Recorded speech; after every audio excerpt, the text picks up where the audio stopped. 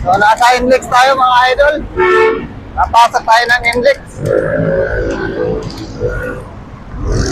Alam niyo naman yung takbuhan natin eh, pang ano yan eh. 190 eh.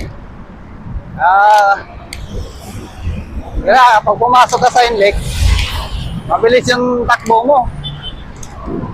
Kasi maaaring maabutan ka na nasa likod mo.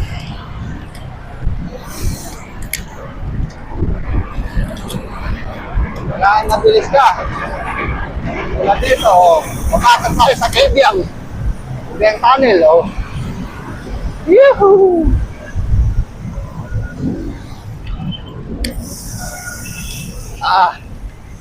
Diba?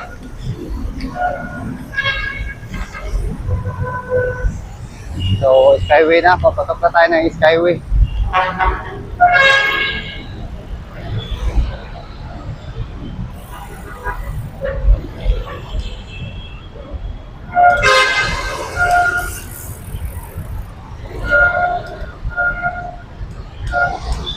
Naman.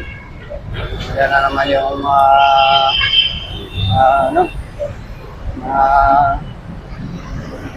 badyaw. Mga badyaw na yan, nakailang paalis na yan. Pinupuntahan ng DSWD dyan. Pero ganun pa rin, nandiyan pa rin sila. Talaga naman. Bahay-bahay na naman sila.